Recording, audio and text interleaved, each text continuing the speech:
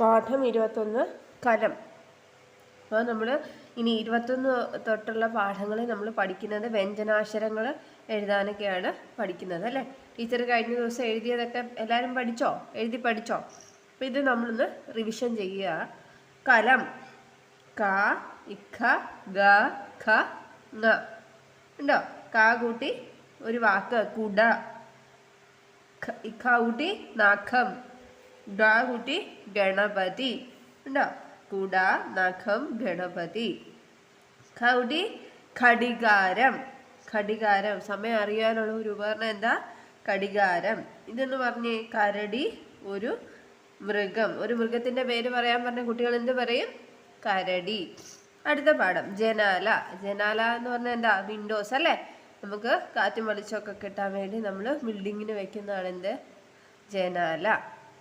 ഇനി വായിച്ചേ ച ഇച്ച ജ ഇച്ച ഞ ഉണ്ടോ? ഇനി ച കൂട്ടി ചവണ, ചവണ ചവണ. ച കൂട്ടി ഛായ. കണ്ണാടിയിൽ നോക്കുമ്പോൾ കണ്ടത് എന്താ? ഛായ, ഇമേജ്. നമ്മൾ കണ്ണാടിയിൽ നോക്കുമ്പോൾ നമ്മുടെ മുഖം തന്നെ കാണത്തില്ലേ? അതിനാണ് ഛായ എന്ന് പറയുന്നത്. ഇനി വെള്ളത്തിന് പകരം പറയുന്ന ഒരു പേരാണ് ജലം. അത് ഏത് അക്ഷരം കൂട്ടി എഴുതുന്നേ? ജ കൂട്ടി ജലം. ചഷം ഉണ്ടോ? ഈ അക്ഷരം തന്നെയല്ലേ ഈ അക്ഷരം? ചഷം. മീനിന് പകരം പഠിച്ച ഒരു വാക്കാണ് എന്ത്? ചഷം. ഞാ കൂട്ടി ഞായർ. സൺഡേയുടെ മലയാളമാണ് എന്ത്? ഞായർ. ഞായർ അവധി. മനസ്സിലായോ? ഇനി അടുത്ത പാഠം നോക്കിയേ. പീഠം. പീഠം എന്താ? സ്റ്റൂള്, ഇരിക്കുന്ന പണ്ടൊക്കെ തടി കൊണ്ട് ഉണ്ടാക്കിക്കൊണ്ടിരുന്ന ഒരു കസേരയുടെ വേറൊരു മാതൃക എന്നുള്ളതേ ഉള്ളൂ. ഇരിക്കാൻ ഉപയോഗിക്കുന്ന അല്ലെങ്കിൽ സാധനങ്ങൾ. നമ്മൾ ടീപ്പോ ഇല്ലേ, നമ്മുടെ ടീപ്പോ, അത് വന്ന് വിചാരിച്ചാൽ മതി. ട ഇട്ട ഡ ഇട്ട ന. ഡ കൂട്ടി വീട്, ഠ കൂട്ടി പാടം ഉണ്ടോ? ഈ ഡ കൂട്ടി ലഡു, ഒരു മധുര പലഹാരം, ഒരു സ്വീറ്റ്സ് ആണ് അല്ലേ ലഡു എന്ന് പറയുന്നത്. ഠ ഡക്ക. ഡക്ക ഒരു സംഗീത ഉപകരണമാണ്, ഇങ്ങനെ കൊട്ടുന്ന സംഗീത ഉപകരണമാണ്. ഡ കൂട്ടി വീണ. വീണ എന്താ? അതൊരു മ്യൂസിക്കൽ ഇൻസ്ട്രുമെന്റ് ആണ്. വീണ തരാം, വീണ തരാം. വേറെ കുറച്ച് മ്യൂസിക്കൽ ഇൻസ്ട്രുമെന്റ്സിന്റെ പേര് പറയാമോ? ഏതൊക്കെയാ? ഡക്ക, ചെണ്ട, വീണ, തബല, തമ്പുരു ഒക്കെ ഉണ്ടല്ലേ.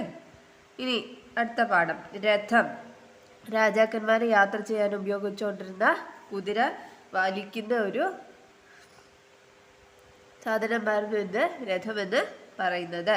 ഇനി ഇതിനകത്ത് പഠിക്കുന്ന വ്യഞ്ജനാക്ഷരങ്ങൾ ഏതൊക്കെയാ? ത, ഥ, ദ, ഥ, ന. ത, ഥ, ദ, ഥ, ന. ഇനി വെള്ളത്തിൽ വളരുന്ന ഒരു പൂവിന്റെ പേര് താ കൂട്ടിയ ഒരു വാക്കാണ് താമര. ലോട്ടസ് ഇല്ലേ, ലോട്ടസ്, അതാണ് താമര എന്ന് പറയുന്നത്.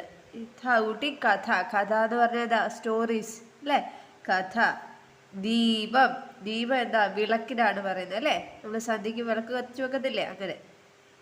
ദീപം. ധ ധനം. ധനം എന്ന് പറഞ്ഞാൽ എന്താ?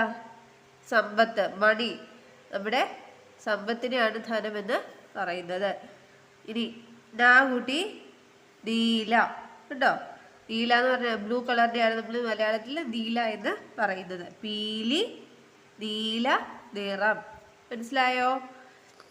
അടുത്ത പാഠം പാഠം 25 ഭരണി. ഭരണി എന്താ? നമ്മൾ പണ്ട് കാലത്ത് സാധനങ്ങളൊക്കെ ഇട്ട് വയ്ക്കാൻ ഉപയോഗിച്ചുകൊണ്ടിരുന്ന ഒരു പാത്രമാണ്, മൺപാത്രമാണ് എന്ത്? ഭരണി എന്ന് പറയുന്നത്. ഇതിൽ പഠിക്കുന്ന വ്യഞ്ജനാക്ഷരങ്ങൾ ഏതൊക്കെയാ? പ, ഇഫ, ബ, ഇഫ, മ ഉണ്ടോ? പ കൂട്ടി പണം. പണം എന്താ? മണി.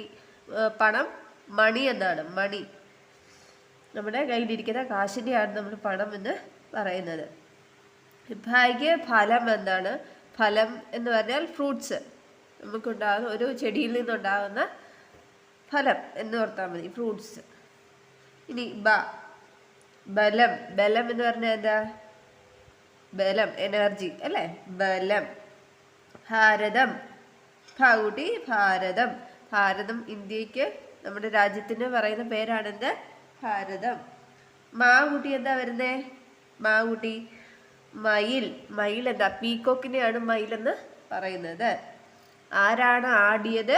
മയിൽ ആണ് ആടുന്നത്, ഡാൻസ് കളിക്കുന്നത് അല്ലേ. മയിൽ പീലിയൊക്കെ നിവർത്തി ഡാൻസ് കളിക്കത്തില്ലേ, ആ കാര്യമാണ് പറയുന്നത്. മയിൽ ആടി.